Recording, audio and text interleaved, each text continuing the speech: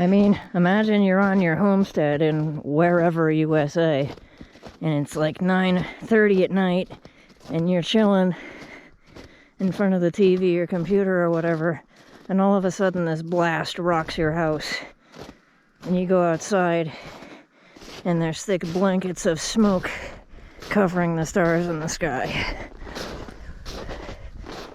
What would you do?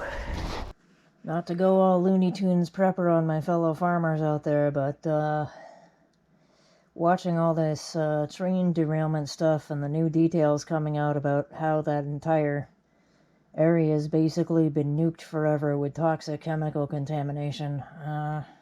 I've been looking around the farm and wondering how I would evacuate if I happened to live near that mess, which could easily happen anywhere else in this country right now.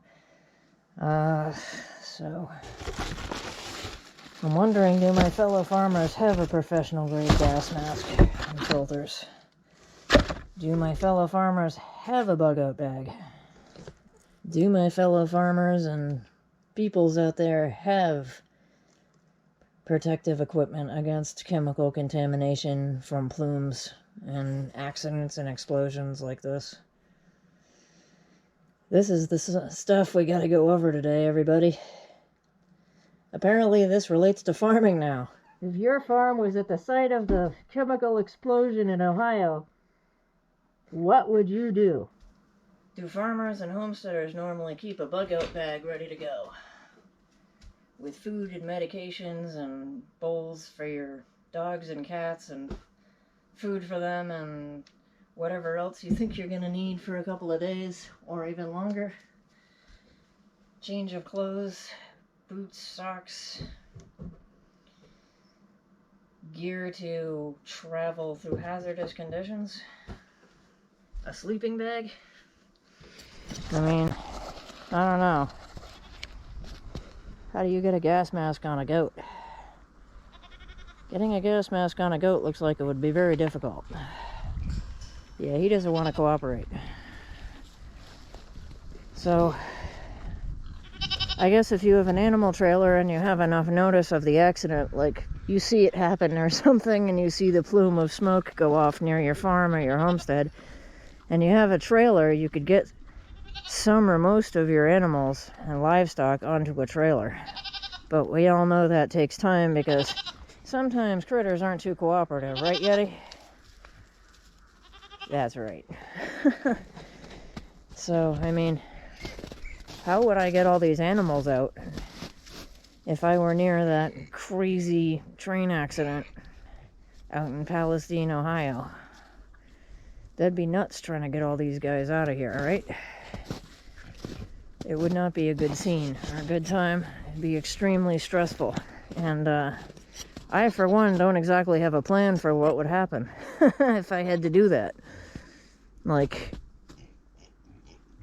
some crazy thing happens. Well, I live in the middle of bumfuck, so pardon my French, but I live in East Bumblefuck. There luckily aren't any train tracks around here, but hopefully not any giant chemical plants or power plants, and definitely no nukes around here. But we are upwind of a whole bunch of crazy city smog and nukes and stuff that could drift over this way, so it's not a good scene.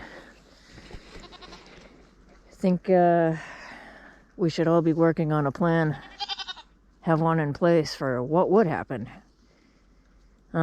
If anybody is from that East Palestine area in Ohio and is dealing with this, please comment below on what you've done to try to mitigate the effects of this on your farmstead, homestead, and your ranch or whatever, because I hear there are a lot of farms out there.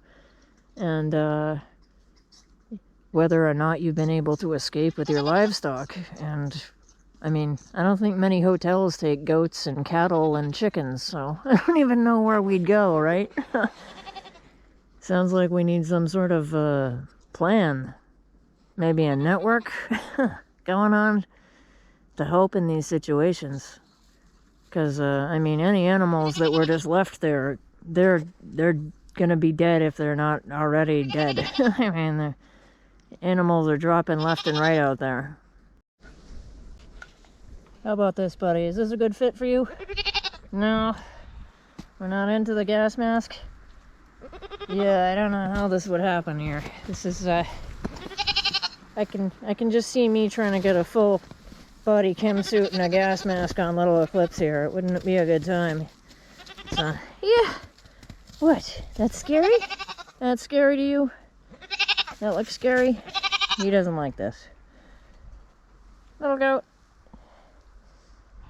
No. No, he's not into that. He's terrified of it. So, yeah, I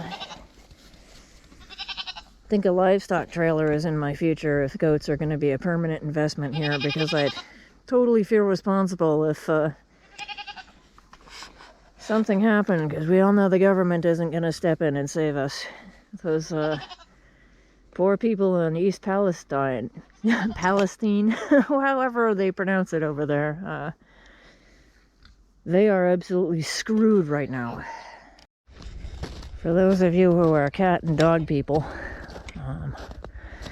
it'd also be fun capturing my 6 cats and getting them into my tiny single cab Toyota pickup. So that would be fun.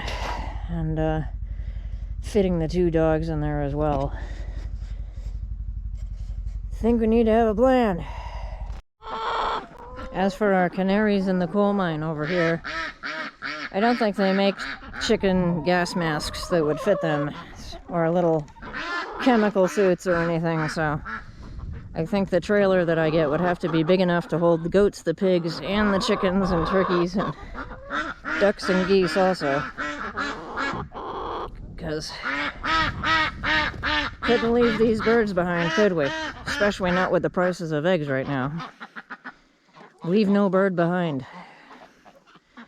So, yeah, figuring out a mobile coop I could tow behind my truck or something would be excellent for an emergency situation, or just to move them around the farm. That'd be nice.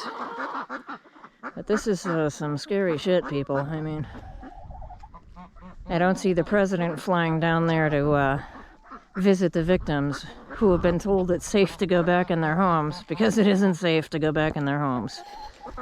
They're lying to us. Doesn't matter if you swing towards the left or the right, a chemical plume like this will kill you dead no matter what your political affiliation, so I think it's in our best interest to, I don't know, if we're gonna have a government, why don't we make it actually work for us and protect us, instead of telling people it's safe to go back in their houses when they know goddamn well it isn't. Because money over lives. Yeah, that's bullshit, isn't it, Buck?